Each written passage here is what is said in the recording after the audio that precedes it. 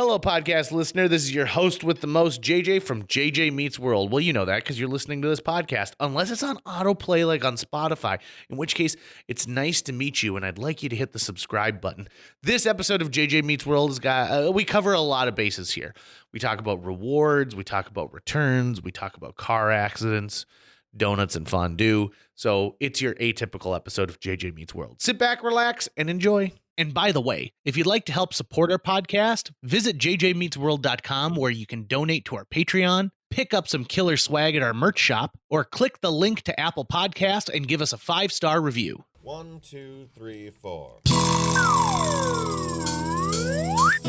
JJ Gordon, sort of like that Indiana Jones, in that he's always sniffing out his next adventure. Yes, he is. He's always interviewing guests so he can have them on his show and they can talk about pop culture, arts, and leisure.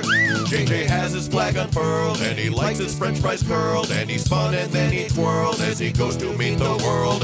He will march into the rain even if his ankle sprained. Take a peek inside his brain. This podcast is called JJ Meets World.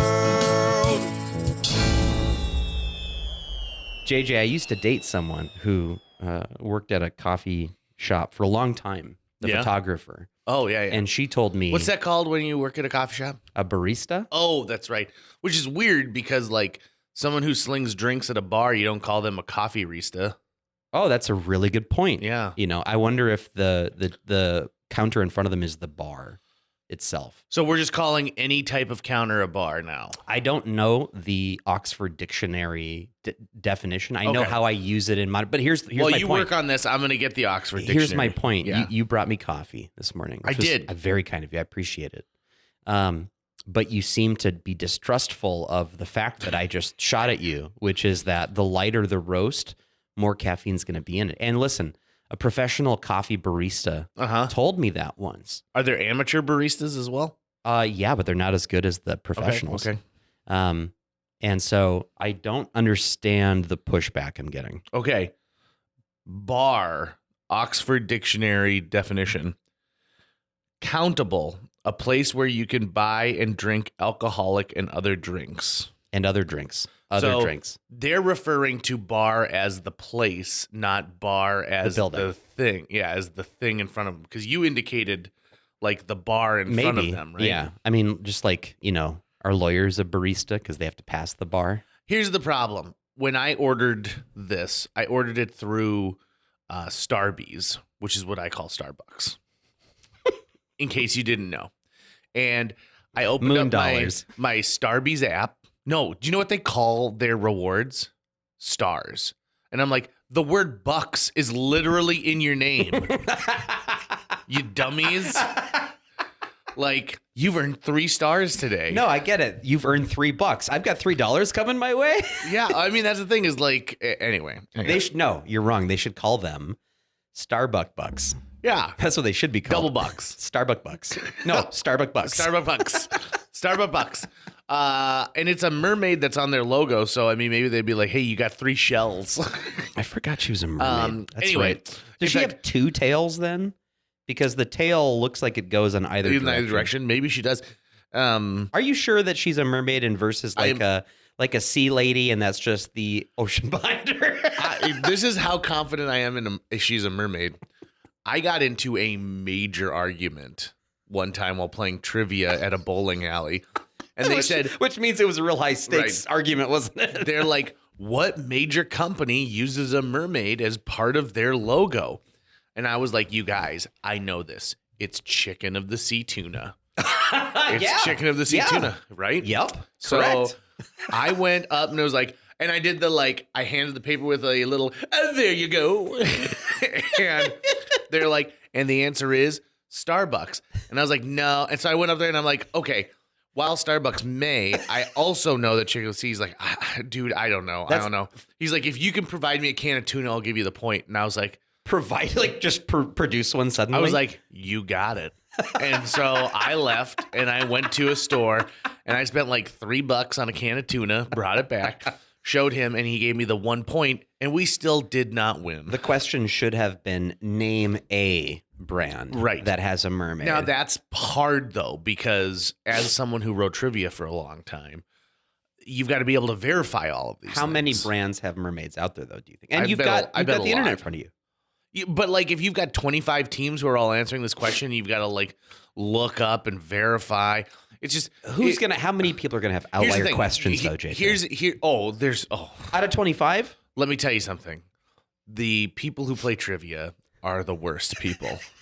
They are the people who will argue about something up and down and left and right. Would they then go to a grocery store and buy a can of tuna? That's exactly what I'm talking about. Is that what they would do? They are garbage human beings, just like me, who to get 1 point will actually spend more than I'll ever win in a bar tab. Now, what this gentleman should have done is phrase his question like this.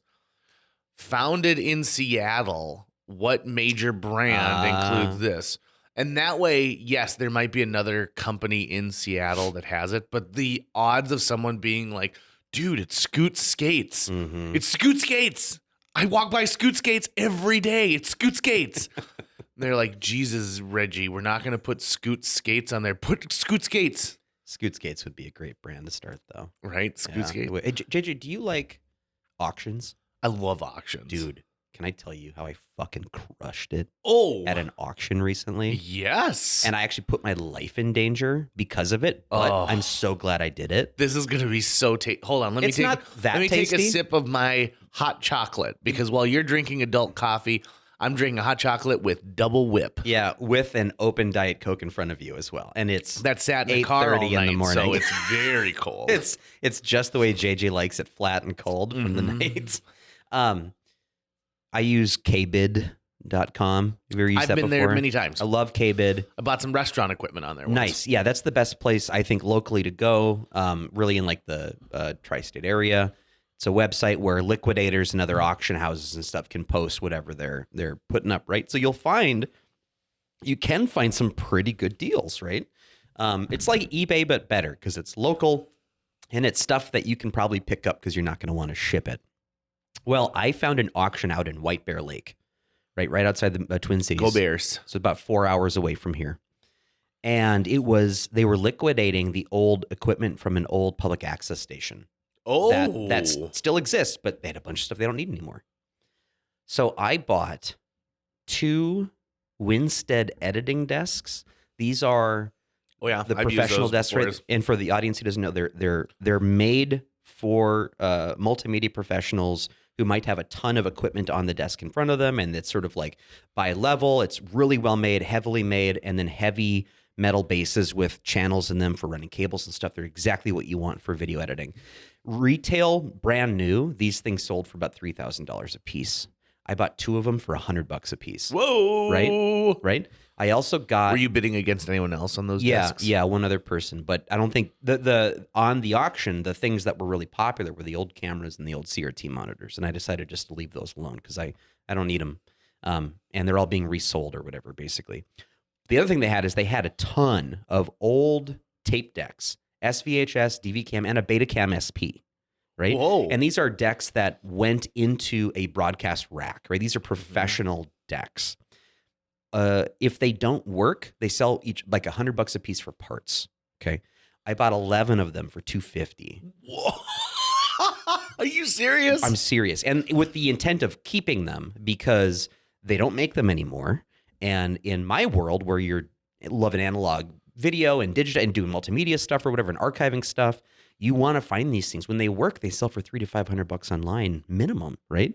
So I basically got almost. I mean, those desks new were $3,000. I bet they could sell for like $1,000. So let's just call it. I got $3,000 worth of equipment for $650, basically.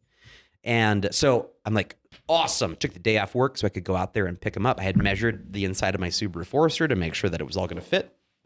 So I get out there, and it doesn't fit. Like I measured incorrectly. And I think they may have measured it incorrectly a little bit too because they were giving widths and stuff. But these are curved tabletops and what's the word? Lengths and widths, Yep. right? And so when I pulled up, they were like, "Yeah, we saw you pull up," and we were like, "I don't know how he's going to get that all on that Subaru Forester." And I said, "I'm going to make it happen." I drove 3.5 hours to get here for this stuff. I'm taking this home. So I spend the next 2 hours just playing Tetris, trying to get everything in that I possibly. I ripped up the roof of my of my car inside. I don't give a shit though. It didn't bother me. That could be covered in polka dots. I wouldn't notice it. And got all the stuff in. And then I'm trying to drive home, right? And it took me like forever to make sure like every door was closed and cinched up and nothing was going to slide in and shatter a mirror or a window.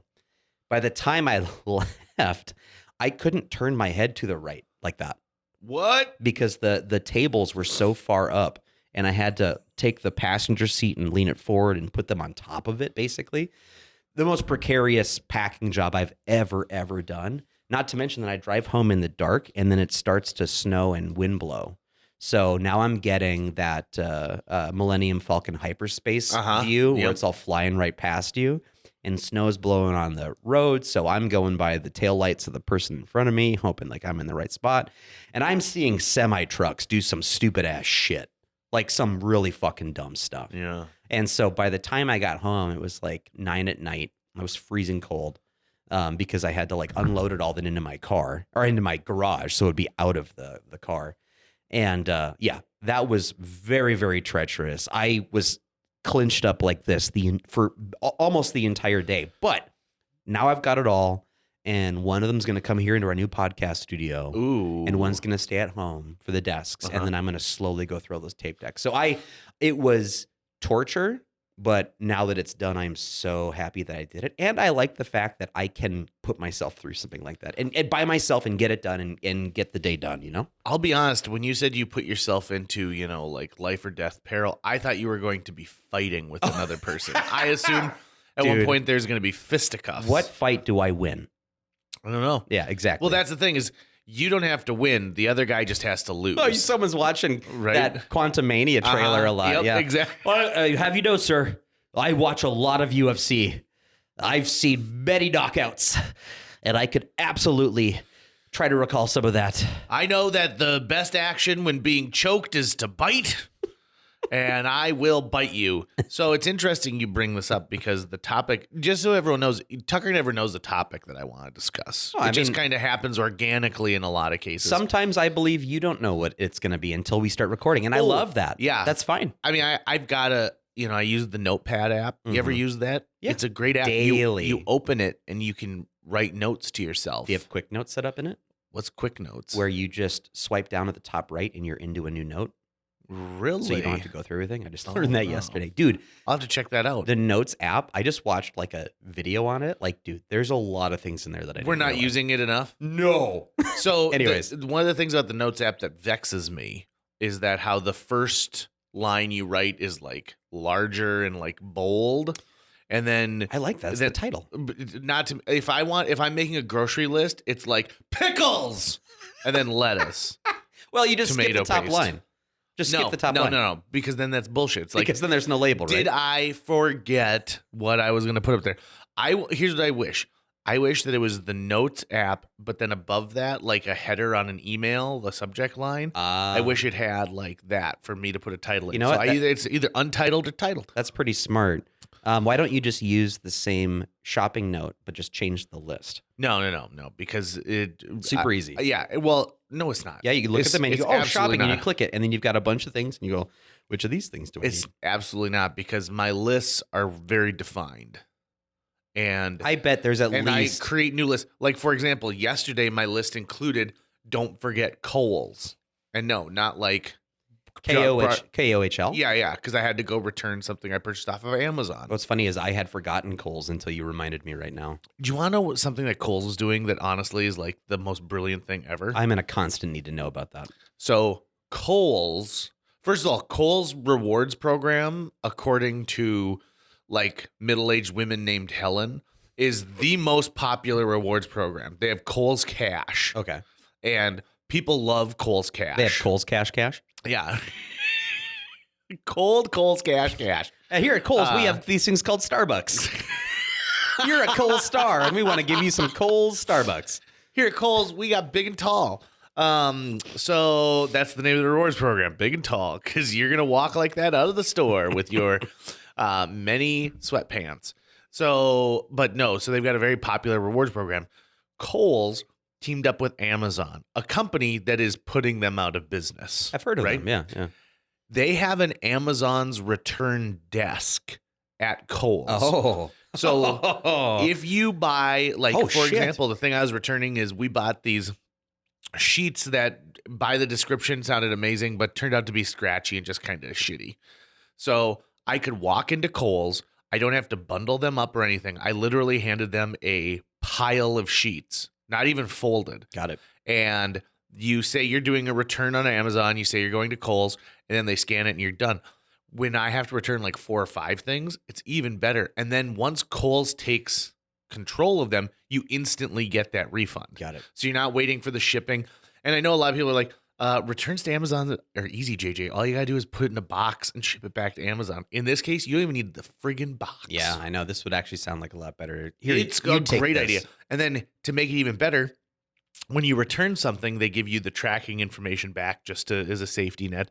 But then they also give you 25% off your next purchase or $5 in Kohl's cash on your next purchase. Got it.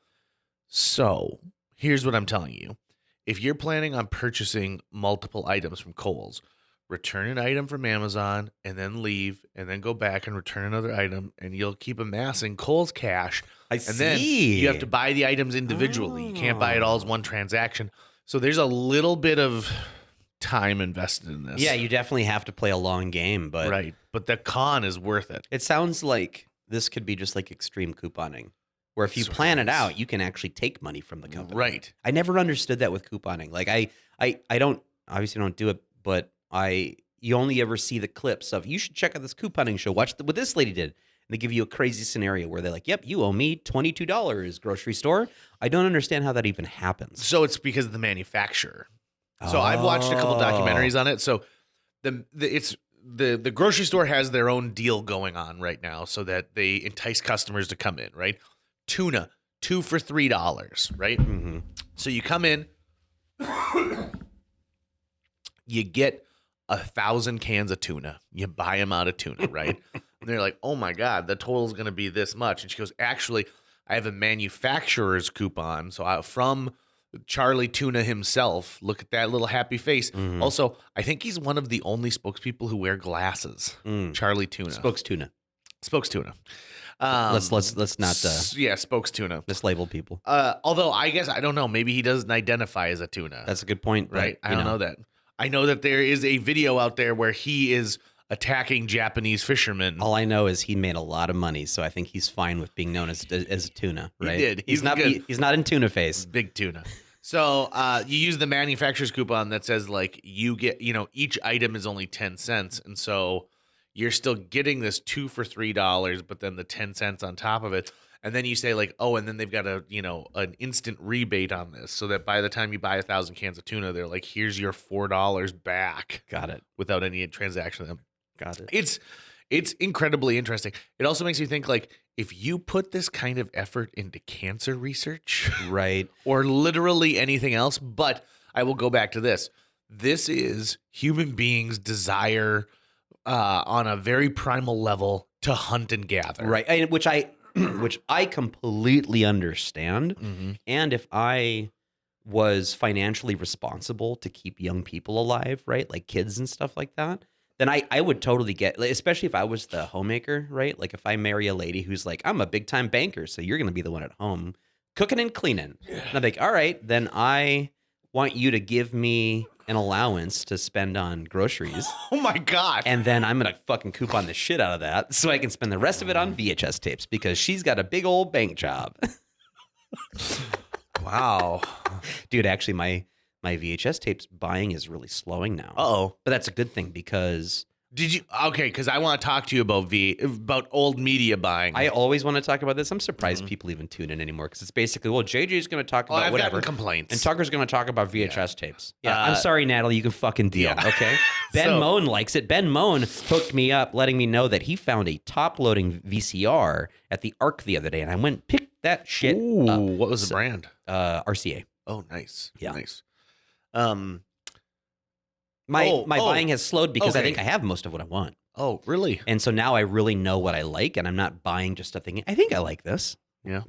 And I did it just in time for all the fucking 20-somethings coming out after that Forum article. That's what I wanted to talk about. An article in our local paper about a couple who buy a bunch of Wedding Crashers on DVD. Now, here's the thing that really pissed me off the most during that article. Can you guess what pissed me off the most when I read that thing? Actually, I don't know. We haven't even seen Wedding Crashers. Oh. Are you goddamn kidding me? And not because everyone should have seen this movie, but at one point, if you're collecting something, what if you're collecting like a Kevin Spacey movie? You're like, well, shouldn't you know what is in the content of that? And quite frankly, Wedding Crashers is having this weird moment because they talk about the scene where Vince Vaughn is forced into sex by Isla Fisher, being, completely inappropriate by 2023 standards. And so when I read that, I was like, this is stupid. They should talk about how Tucker's sending Titanic VHS copies to the Titanic collector. Which, by the way, they are reissuing Titanic into theaters. Did you see that? Yep. It's big time. It's better. I don't know on VHS, why I though. want to see James Cameron fail. I just do. I just want to see him fail. Because of Avatar. No, not just because I'm giving you my Avatar. answer. Yeah. But there's a lot of reasons I think I'm just like, you're so cocky in the way you present yourself, James Cameron. Yeah. And then he's like, have you seen how much money my movies have brought in at the box office? Yeah. And like, he was the subject of a podcast series that I like called Blockbuster. And he's like, every time they tell me it's not going to work. James, it's going to be a failure. And every time it works. So take that, Hollywood. And here's something I don't understand. Have you seen Avatar 2? Not yet. If I walked into a room and I asked the room, I've asked high school students, I've asked radio professionals, I'm going to ask people at a wedding show today. And maybe 2 people out of 20 have told me they've seen Avatar 2. Different world, yeah. So who's going to this movie? International. Is that what it is? Yep. I mean, it's... Well, then James Cameron can go move. Part of it, I mean, there are a lot of people in the U.S. that went too, because there's not a ton of things at the box office still. Like it's really still coming back, right? But since the pandemic, I think is a massive part of it. So I don't know. I know that he had said that it needed to cross like $2 billion internationally to like make a profit or something to guarantee that they were going to go through 6 movies versus 3, right. or something crazy like that. So no, it's a different. Do you know that his family had an intervention and they were going to leave him, based off of like his work on the second Avatar movie? No, I didn't know he had a family. Oh yeah, so he's got a family, and like he's married right now. He's married. He's got kids, and so he was putting himself so much into this movie, like writing it and looking at the visual effects and all of this stuff. And one day they sat him down. They're like, "Dad, you've been in New Zealand now for 2 years, coming back every now and then, and we don't feel like you're a part of this family. You missed Todd's first tooth coming in, and Caroline is a champion bassoonist now, where she uses the bassoon to fight other bassoonists at the end of it, and you're missing this family." Yep. And so his decision was this: listen, I'm making 6 Avatar movies, maybe 9. So Nice. Everyone grab your favorite t-shirt. You're moving to New Zealand. So he moved his whole family to another country. I thought that's what it would. I would have done that at the get-go. Looks like I'm going to be living in New Zealand for a long time. Hey, guess what, kids? You're about to have the adventure of a lifetime. You're going to live in New Zealand. Yeah. I don't think it's as much fun when you're his kids, though, and you're going to New Zealand, like school. And you've got James Cameron fucking money? Yeah. But here's the thing. So he's super Dad, buy stingy. me a country. Okay. You should have just bought the New Zealand. Apparently he's super stingy, like as a person. And I don't think that he has as much money as you think that he has. Just because his movies made a ton of money doesn't mean that he is making a ton of money. He has far more than any of us. Agreed. Like in this room, he's got way more money than we've got. But that doesn't mean that his kids are like, I want a roller coaster for Christmas. And they're like, all right, here's a roller coaster. And guess what? It's themed after Leonardo DiCaprio. It's hard for me to imagine, even though I don't have a nuclear family that lives with me. It's difficult for me to imagine wanting to be away or being fine with being away for them because of work. Like, especially if it was going to be a multi-year commitment in a different country, I'd be like, we need to make this work. So let's move everyone over there because I need you guys. I need to see you. I need to have your support. And Right. listen, this is going to make all of you guys so wealthy for the rest of your lives. So you be willing to come with me too, right? Like I think that's a fair deal. And just by going off of like when I was working on the Simpsons play, I was so fucking stressed out going home to like 2 cats. And I was like, if I didn't have these 2 cats, I'd go insane. I was in Fargo. Right. I wasn't across the ocean from everyone that I knew and loved. So I would go fucking nuts if I didn't have some level of emotional support with me. Someone who I loved and wanted to hug and hang out with and eat with, right? And who you could have a conversation that's not about the thing that you're working on. You could if you needed to, but you could also just have another conversation that fills your cup in some other way. Right. Okay, so the thing I want to talk about today is car accidents. And you're talking about driving home from White Bear Lake, go Bears. And, you put yourself in a very precarious spot because you could have gotten into a bad car accident. And do you know what would have happened in an accident where your car is that full of stuff? I mean, decapitation. Yeah, for sure.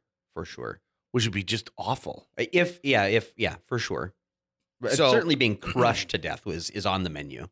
In that scenario, I don't think you're crushed. I think like a piece of that like splays, cuts your neck. Listen, I know, bleed out in the car. Listen, I know you're trying really hard to grab your phone so that you can take it. I know you're a big time action star off of that OnFans page that you're looking at while you're driving. All sorts of car accidents in your time, but I have. I'm the king of car accidents.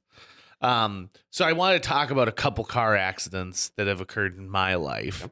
And I know that this can be triggering for some who are in a vehicle. So just let this be this moment where you're like, hey, person, we'll call Ben Moan out specifically. Ben Moan, if you're listening to this while you're driving, take a moment and just like look at everything around you, right? Like check in. Where are you? You know, is there someone on your left? Is there someone on your right? What type of vehicle? Like just be aware of your space right now. Just for a minute, be aware of your space. Now, the first car accident I can remember being a part of was in the high school lot. And I was, so my high school shared part of a parking lot with American Gold Gymnastics. Okay. So there was a hockey arena and then this American Gold arena right next to it. So there were a lot of people who showed up on a regular basis to tumble, to use the balance beam, future Olympic potentials. So I never left school right when the bell rang because I was always doing something in the theater. I always had stuff going on. So I constantly was leaving hours after school was gone. So the parking lot is virtually empty. Okay. So I park and the spots are they're 2 spot lines. So the car in front of me was gone. So I was going to pull straight out. Okay. So I'm pulling straight out, and this is before cell phones, and no one else is in my car with me. And so I am probably halfway out of this space when around another car zooms this other SUV and it smashes right into my front end. And I'm talking smash enough where this hot chocolate's really doing some dairy on me. How old were you at the time? I would have been 17 at the time. Okay. Smashes into me, and the smash is so hard you can see different colors of fluid coming out from underneath my car, right? And so the first thing this guy does is he hops out and gets his young daughter out, and he goes, go, go, go, because she's late for practice, right? And so he gets her going to practice, and he comes back and he goes, you just weren't paying attention or what? Oh, fuck you, dude. And I was like, well, that's not what it is. And because he had crossed through parking spots, he wasn't even using like the lane. He was crossing. Nice try, buddy. Right. So I was like, well, the police are going to have to come. And so at the time, I was driving a vehicle that was technically owned by my dad's company. Okay. I didn't know this. Okay. But I wasn't supposed to be driving it. Oh. It's not insured for me. It's insured for my parents. Ugh. So the cop comes and fills out all the paperwork. And they just put it as Jay Gordon, which really helps us out in the long run, right? Because my dad's JD. And so, but like the accident was so bad, like had to be towed away, everything like that. And the choir director at my school, his wife had like seen the accident and gave me this big hug. She's like, "Oh my gosh, are you okay? Is everything fine?" I'm like, "Yeah, thank you very much for, well, Mary Radnicki." Oh yeah. She was my music teacher in elementary school. And so she was just like, it looks so horrible. And she's like, this can really be something that, affects a driver. And so like, just realize, accidents happen. You walked away fine. Everyone walked away fine. And just chalk this up to, a life experience. Did that dude leave thinking, what a jerk kid? I'm sure he did. What an I'm sure he did. asshole. Because he didn't even want to call the cops. Well, no, he clearly knew he was in the wrong and was trying to do the what a lot of people do, which is don't accept fault, throw it on the other person, and try to get them to accept fault right away. Right. Right. And I don't know if that's 100% true. Like if I tell the cop, like, gosh, I guess I was doing this, and or it's like this was my fault, and like if the cop actually takes that, or if he's like, listen, it's state by state, it's different. I'm the Columbo of this town, okay? And just one more thing, and pieces this together, because I have to assume that when you talk to both people, you can get the feeling if this other individual is kind of like the bully, and if they kind of forced something to happen. Right. And you can also probably tell, what rate of speed must he have been going at to make that crash happen? If he'd been going at the standard 15, yeah, it would have been a crash, but nowhere near that bad. But if he was going 40, then yeah, And nowadays, he could have killed someone. Nowadays, I don't know of anywhere that, especially like a place like a school, that doesn't have cameras. So there's got to be some kind of a line of sight of that at this point. Well, and a lot of cars, I think, are getting. I mean, they already have cameras in for your own use, but then getting them that you can record in, it's sort of like it's the one thing about the police state that I really like, which is that there's cameras everywhere. So it's harder and harder to hide shit. My insurance company always emails me about like, hey, do you want a dash cam put in your car? Because we'd lower your insurance by like 10% if you put a dash cam in there. So I did a little bit of research about these things. And so the dash cam is also tracking at the same time, right? Yep. To kind of see what your habits are as a driver. Yep.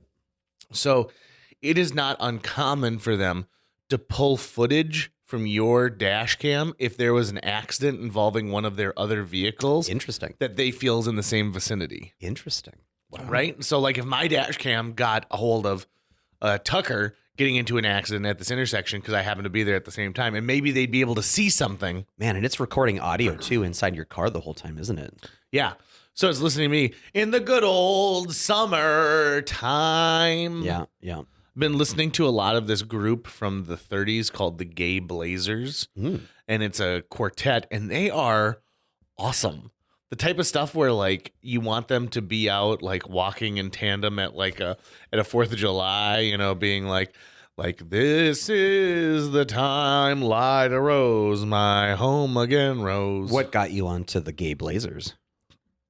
Do you know the song In the Old Summertime? Yeah. We used to sing it all the time in jazz choir. Follow me on this one. So I'm at Menards picking out a new toilet. Okay. Which I need to ask you about too, but keep going. I'm at the Menards specifically in West Fargo, which happens to be in smelling distance of a Kentucky Fried Chicken. So when I walked out yesterday on a negative 2-degree day, I instantly was hit with the delicious smell of fried chicken. And that immediately made me think of one of the funniest Funny or Die sketches ever, where John Goodman plays Colonel Sanders after Chick-fil-A came out in support against homosexuality. Right. Where it's Colonel Sanders explaining that KFC is, can be the home of the gays, and how he loves this. And so they parody in the good old summertime, like, if you want the gayest chicken. And so I was like, what is the beat? And I'm like, oh, it's the old summertime. So then I listened to it like that. Which, by the way, I still think is easily one of the best sketches I've ever seen that parodies like the bigotry and awfulness of Chick-fil-A. And they're like, of course a corporation. And he's got that great part. He goes, hell, I don't give a shit. You're just a bunch of big money mouths to be eating and eating and eating. That's so true. Yeah, right? That's so true. And he goes, and we're open on Sundays. It's the Church of Chicken. That's the only church he goes to. I've had Chick-fil-A before, and it's like, to me, it's like, yep, this is like any other fried chicken to get anywhere else. What is it about that particular fried chicken that people get so enamored with. Like, it seems to me like they all just come off the same like fried a chicken cult. line. And then it's like, yep, we're just going to divide up these fried chickens. My understanding is that people loved Chick-fil-A because it was new, right? Something you couldn't have. Like, remember when everyone wore Old Navy shirts because you'd had to go to the Twin Cities to go to an Old Navy, and that was a big deal? I didn't know that was the connection, but I do remember the abundance of Old Navy. Now, I will say this. So Kentucky Fried Chicken falls to the bottom of the list because I think it was the most, it was the most accessible chicken, right? And so people are like, it's old. I've done that. I've tasted that. Yuck. It's been profiled. They've showed the people say like, well, if the chicken's about to turn, you dip it in bleach and then you just pat it off and then it's good to go. More chicken. So Chick-fil-A comes to town. I've heard good things about Slim Chickens. I've also heard amazing things about Raising Cane's. Raising Cane's is really good. But the only thing I could say is that I think that their seasoning's a bit different, which is what probably sets it above. It's a little zestier, I think. Yeah. But the only place I've had Raising Cane's was when I was on the poker tour. And we'd go to casino resorts that had it in the food court. And that is, maybe I should be rethinking what's the big deal about Chick-fil-A? Because standing in line at Raising Cane's, I had long conversations with people there about how good they think the chicken is. Like, one guy was like, "You ever had Raising Cane's before?" And I was like, "No, I'm not from here." He goes, "Dude, this is the best chicken you're ever going to have." Really? And I remember it being good, like really, really good. But I couldn't tell you beyond maybe a little bit of seasoning zest that it was way different than anything else. I want someone to tell me how good Raising Cane's is, but they don't have any stains on their clothing. Is Raising Cane a Bible reference? It must be, yeah, like Cain and Abel. Yeah. Yeah, it must be. Huh. But I don't think it's spelled the same. I don't know. I don't know how they spell it in the Bible. In the Bible? I don't know how they spell it in the Bibli? Bible. Yeah. So, yeah, there's chicken. Also, I was interviewing a little tiny 10th grader. No. 10th grader? Yeah. No, an 8th grader. An 8th grader who had leukemia, who has leukemia and is undergoing treatment this week because we were doing a radiothon to raise money.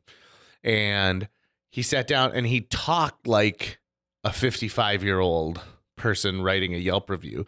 Because I said, "Oh, hey, you get out of school today. That's kind of cool." He's like, "Yeah." And I'm like, "So what are you going to do after this?" He goes, "We'll probably go have some lunch." "Oh, yeah? What are you glad you're not eating chicken nuggets?" He goes, "Oh, they're awful at the school. They don't have any breading on them. They're just grilled chicken and they call them chicken nuggets." And I said, "That's disgusting. That's awful." They said, "Okay, so what's the best chicken nugget?" He goes, "I really am more of a tender man." Nice. I'm like, "That's great." Yeah. And so I started asking him, like, "What do you think of Chick-fil-A?" And he goes, "Nope. And he goes, "The fries are horrible." So what about Slim Chickens? He goes, "Maybe it was the day we were there, but it was really dry." Wow. Yeah. This kid's got it. He knew it was up. He knew it was up when it came to chicken fingers. I said, "Listen, if you would like to come host a show where you review chicken fingers and each week you go to a different place and then you review the sauces, I've got a job for you. I'll hire you on the spot." And so he's like, "I'll think about it." What other car crashes have you been in? So the biggest car crash of my life is the one that should have killed me. Yeah, this is the Michael Bay one. Yeah. Yeah. Yep. And that's exactly the way I describe it, right? Yeah. So I remember where I was when I found out that you had that car accident. Really? I was in Kentucky at Mama Luke's farm. Oh, really? Yeah, when that happened, because I remember, I think Dad called me or something like that. Somehow I found out, and I was like, Jesus. Hey, did I ever? This is not related. Did I ever tell you that Matt Burkholder and Brad ruined my transmission when they borrowed my Envoy? Did I ever tell you about that? Oh, for the drive down to move Matt? Yeah. No, I didn't know that. Ruined my transmission on my Envoy. Yeah. And I was thinking about that this week too, and I was like, I wonder if I ever told Tucker about that. Because neither of them knew what to do when you were towing like a U-Haul behind you. Oh, put it in lower gear or something. Yeah.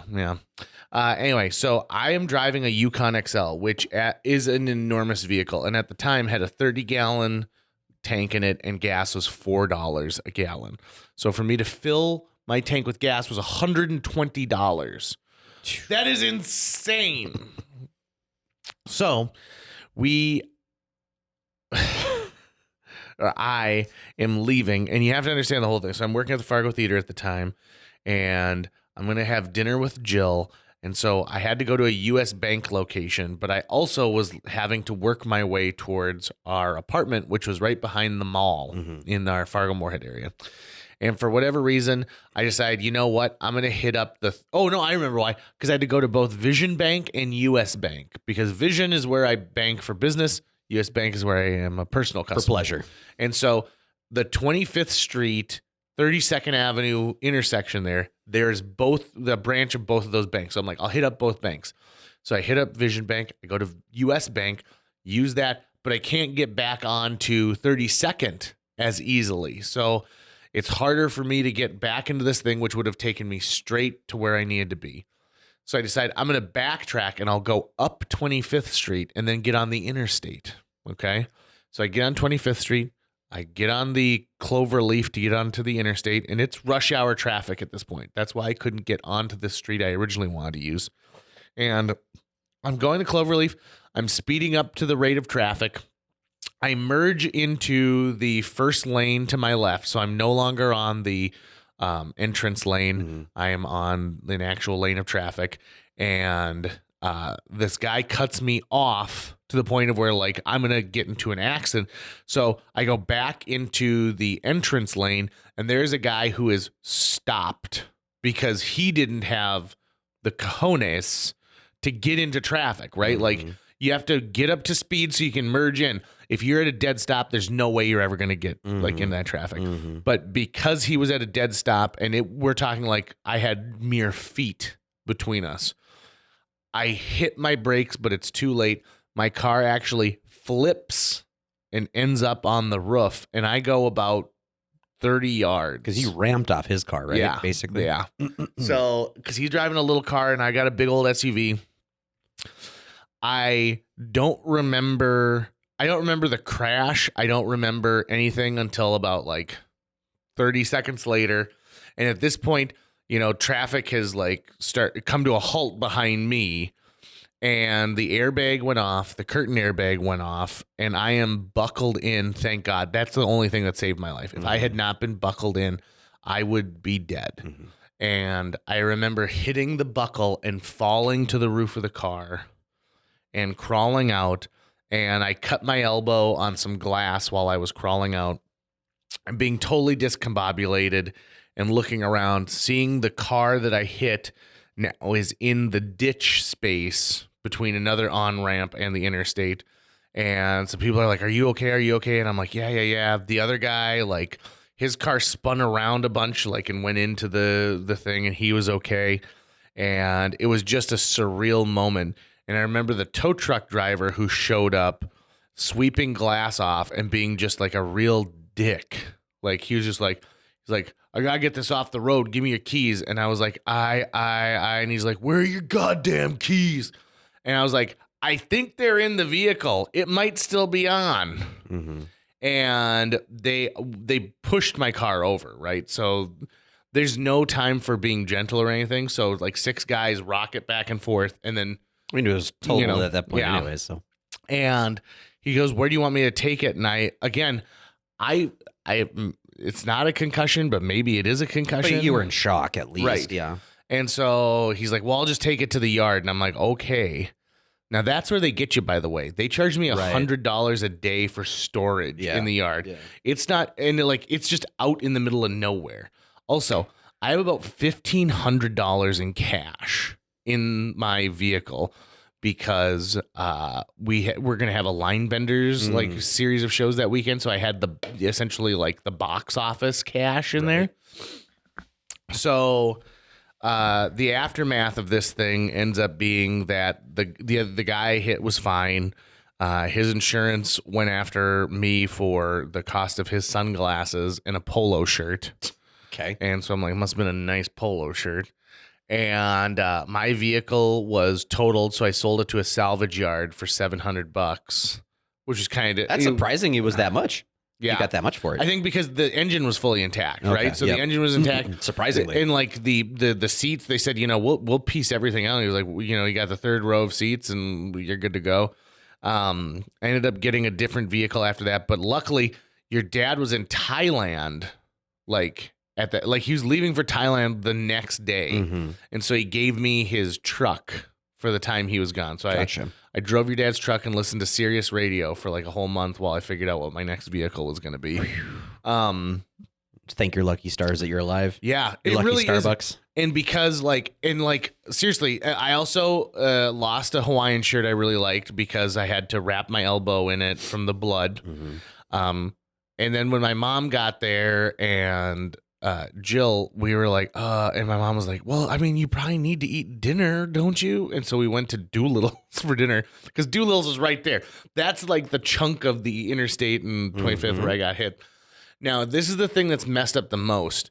So I found out when an airbag goes off, it's a chemical reaction. Oh. Okay. Yep. And so every time I ate something that was hot for the next week, it tasted like gravel.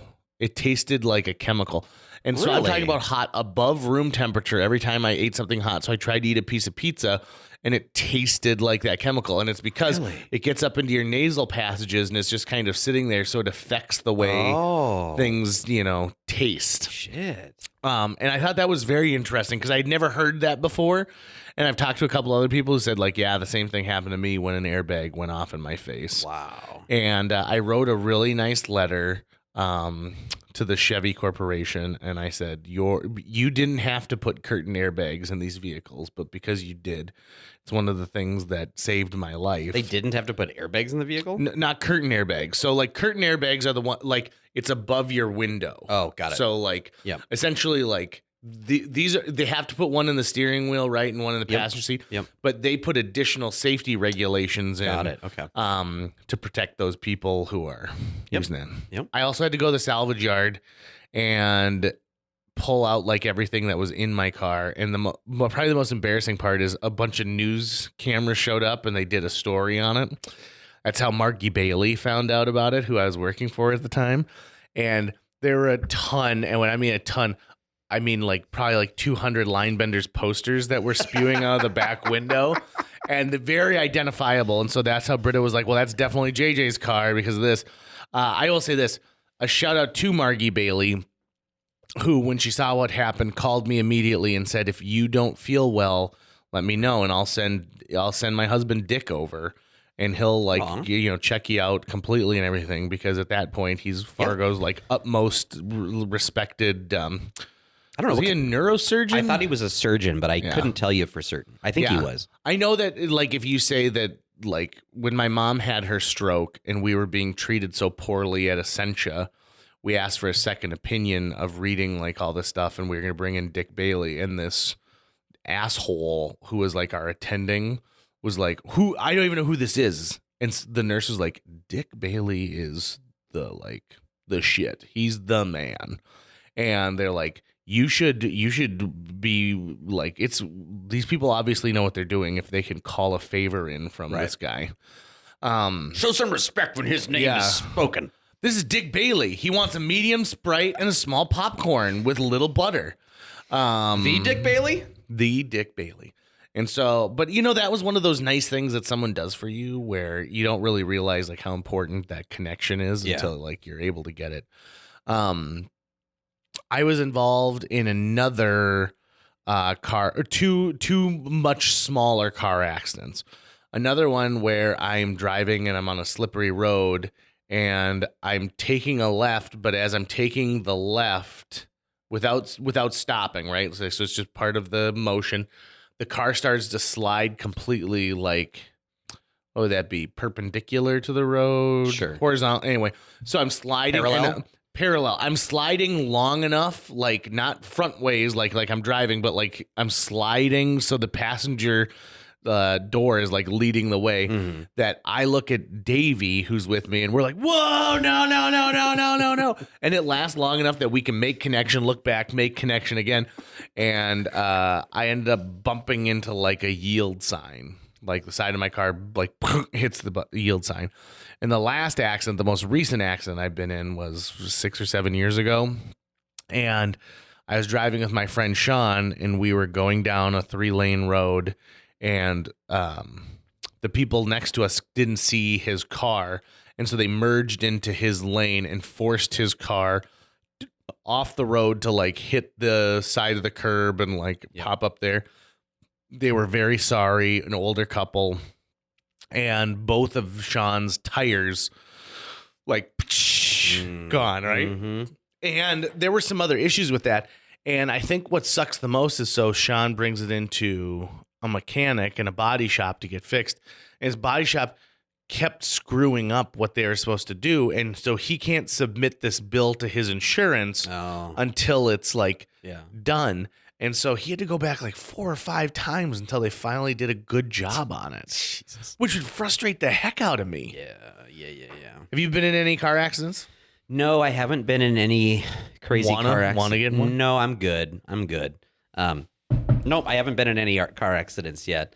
I've destroyed cars, but not through a car accident. You know, once drove a car without changing the oil lever and destroyed the engine outside of Rutland, North Dakota. I wonder if that car's still there. No, but I sold it to the body shop. I know, down there, right? Yeah. But for years it just sat in the back of this guy's shop. Like, oh, it did? Yeah, because he didn't know what to do. Gotcha. You know, and it was painted to look like the Joker mobile from the Batman television show. Listen, it wasn't like an attractive car before I did that. Oh, okay. It was a pretty gross looking car as it was.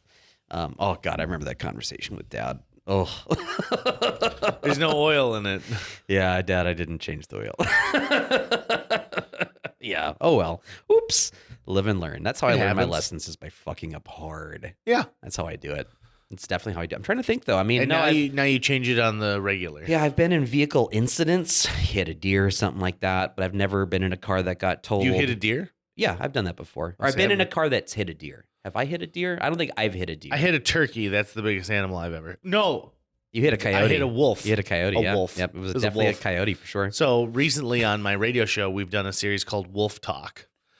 And you're really into wolves right now. I'm really into wolves in 2023. And we had a guest who is the education specialist. This is a 3-part series, mind you, from the International Wolf Center in Does that Ely, make you Minnesota. more correct or something? Oh, Well, this I'm is just a saying 3-part series. I'm just saying, like, I had plenty of time to talk with Maddie Witt.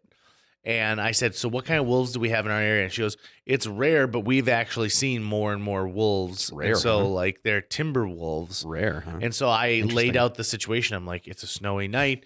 And this is like, yeah, I could totally see that happening. She could see it happening. Yeah. Yeah. I So wonder it if was a she wolf. could. Wonder if she could. Therefore, I wonder if she could see. You weren't if it's even. a coyote. You weren't there, What man. the fuck are you talking about? I was in the front seat with you. No, you weren't. Yes, I was. No, you were weren't. driving. We were me. driving back. No, at that we point. weren't. You were driving. Then why didn't you see the wolf? Because it wasn't a wolf. It was a coyote. Tucker, JJ, I was in the it was not a passenger side. coyote. And you hit it so I hard. love the actor Peter Coyote. that I know coyotes. Evaporated, basically. No, because you could hear it rolling across the top of the car. 100%. Oh, that sure sounds like a wolf up there. Because it was so big. It was not. so big.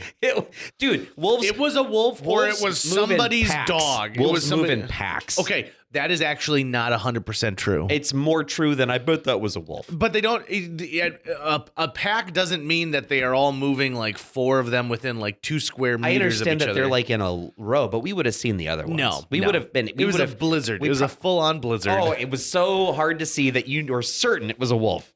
I'm positive that I hit a wolf. Pretty certain it was a And coyote. the only reason I think that it's a wolf is since then I have absorbed certain powers. And what are you, a fucking wolf Green Lantern? Like, I'm just saying that when the spirit of the animal passes on, it attaches itself. yeah, I bet your primary power is you know what isn't a wolf. I do. Exactly. At that time. And the wolf, we clinched eyes. It had ruby red eyes. It said, "Please, I'm a wolf. Don't hit me with your vehicle." I had a dream last night that you were in, by the way. Was it sexy? No. Was I sexy? In fact, I was like, it was so much so that when I woke up today, I was like, I've got to remember to tell Tucker about this dream because it was ridiculous. So I had a dream that the Fargo Moorhead Community Theater was putting on a show that was an adaptation of a single episode of Tales from the Crypt. Ooh, let me guess, is it the one Nope. with Joe Pesci? It didn't exist. No, I love that Joe Pesci one. We've talked though. about it a lot. Yeah. No, it's one that Jennifer Coolidge was in. So they use a voiceover like In your dream. in my dream. Yeah. There's no episode that features Jennifer Coolidge, Got by it. the way. In my dream, they like Sarah Shawn was playing the lead role, Oh, right? okay. And at one point she becomes kind of like a contortionist. So she's able to do this thing where she puts both of her legs up over her head, but can like walk, like using her hands like that.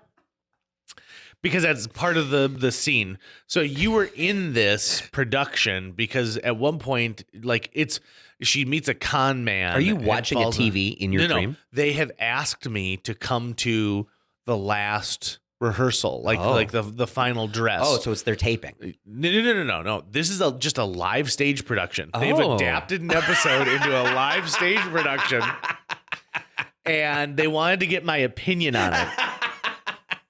And I also went and got in trouble because I had to go to the bath. Like I arrived and they're like, okay, it's 5 minutes until we start. I'm like, great, I gotta go to the bathroom. So I'm going and I'm using the bathroom, and someone walks in and they're pissed because I'm using a prop urinal that someone had left in the men's room.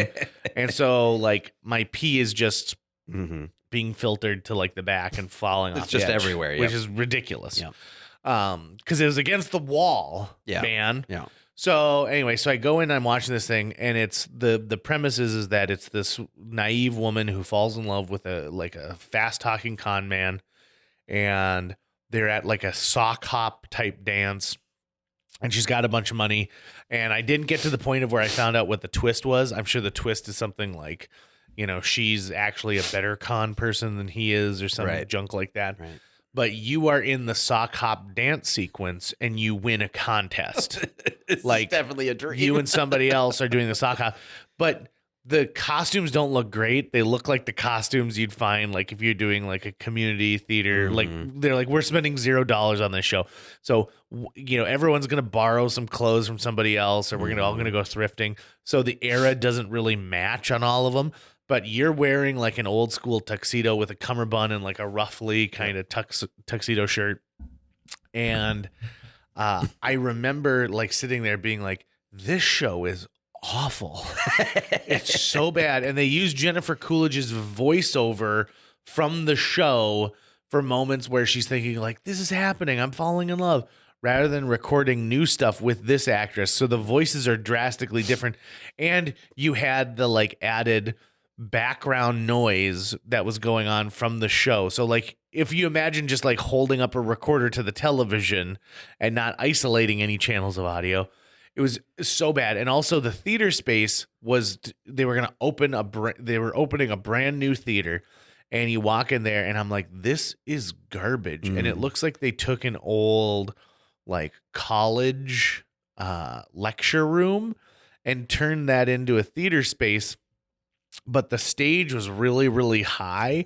So if you're in the first 5 rows, you're looking up at this thing. Like you can't even, like if anything is 2 feet back on the stage, you can't even see it. It's so weird and bizarre. And there's an overhang.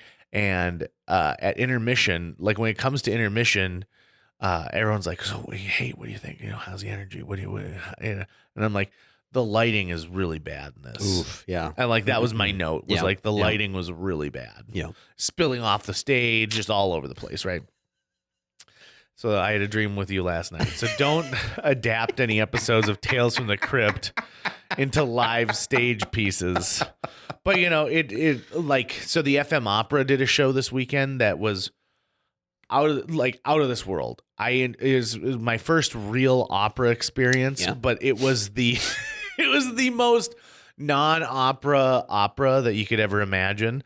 Here's the premise of the show. They adapted an episode of The French Chef, which is the Julia Child show she hosted. Oh, I saw the article about this. Yeah. Okay, yep. It was awesome. Yeah. And like they make a cake, like she walks you through making a cake, and she makes a cake live on stage. That's fantastic. Yeah. And it was, I made this point. So when Julia Child wrote, along with Simone Beck and Louisette, I can't remember what her other name is, but they wrote Mastering the Art of French Cooking, right?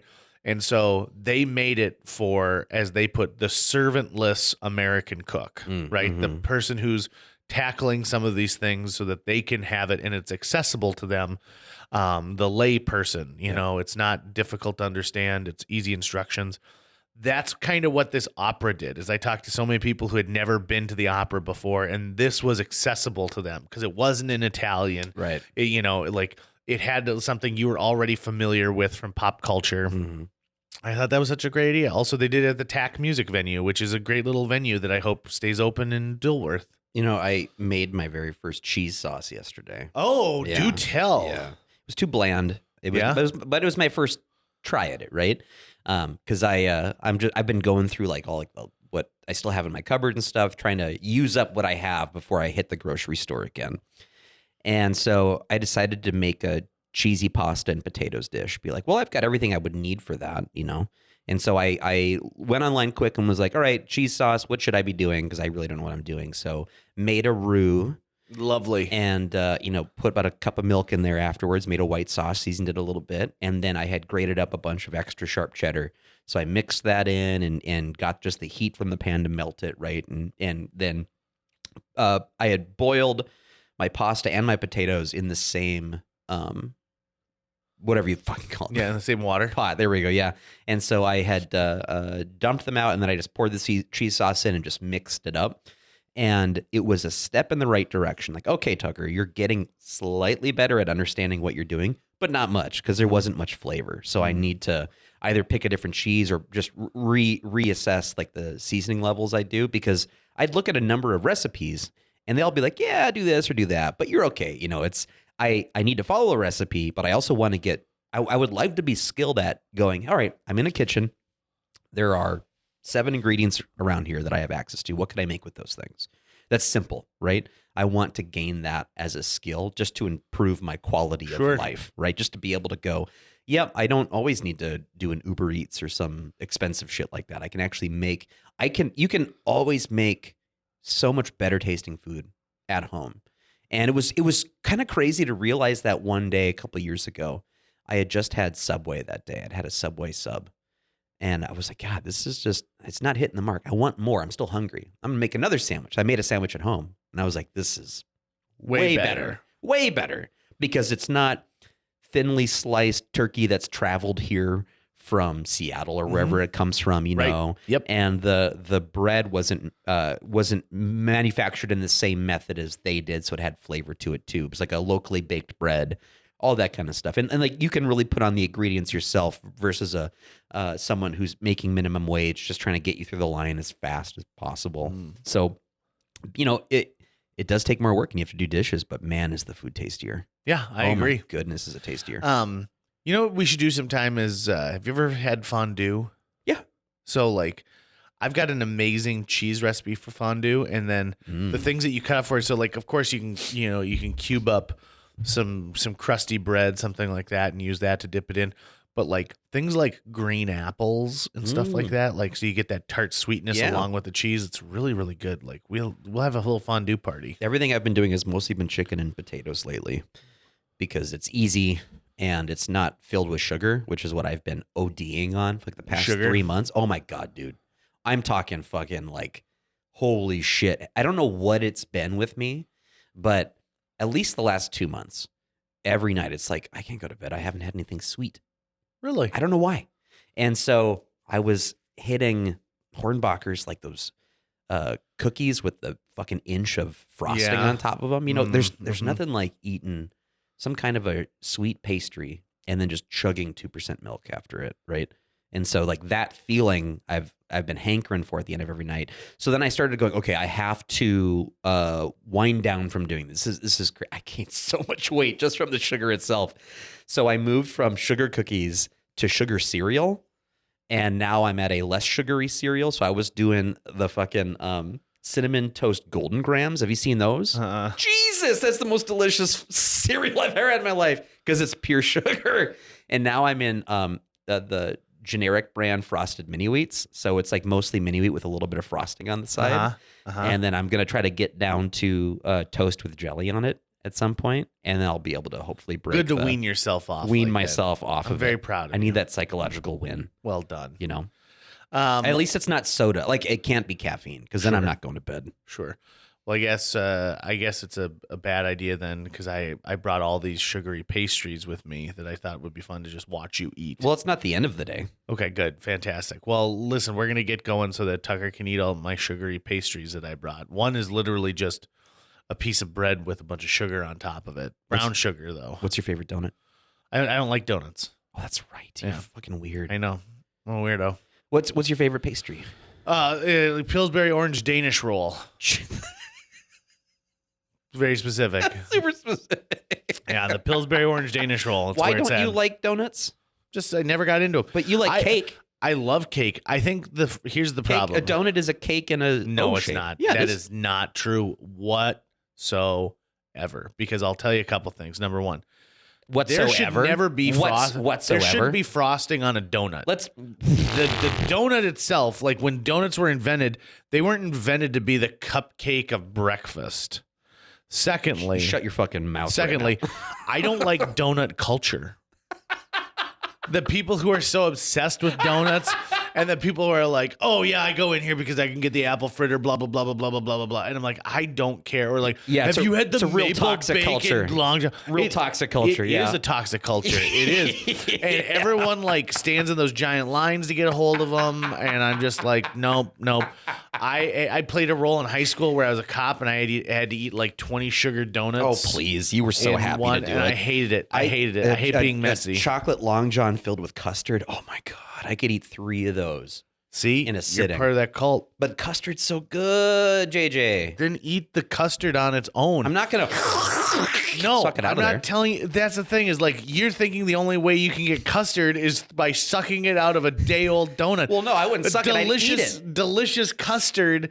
It should be served to you in a cool dish. Okay, let's see. Would you prefer it if the donut was like left out the night before and so it was just stale the next day and that's how you'd like your donut? No. Right next to your Diet Coke? No. Yeah. Just don't. If I'm going to eat a donut, okay. JJ, so if I made a donut, I was like, JJ, this will make your dick longer. Are you going to be like, I don't really like it? I'm going to say no. And you know why? Because the only way that happens is if you get involved with like a voodoo mama. And I want to risk it. I don't know if I believe in that voodoo religion, but I don't want to risk it.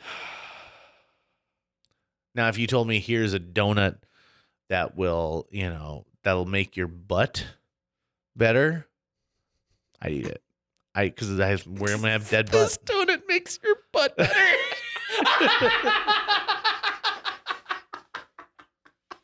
And it only costs 5 Starbucks. No!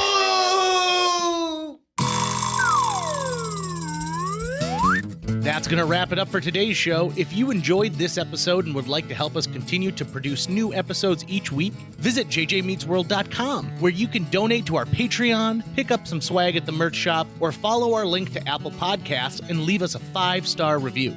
You can also follow us on social media. We're on Facebook, Instagram, Twitter, YouTube, all the sites the cool kids are using these days. JJ Meets World is produced every week by Tucker Lucas. You can find out more about Tucker's work by visiting moonbasemaria.com. If you want to get in touch with your host with the most, check out linebenders.com, where you can find direct contact info for JJ or booking information.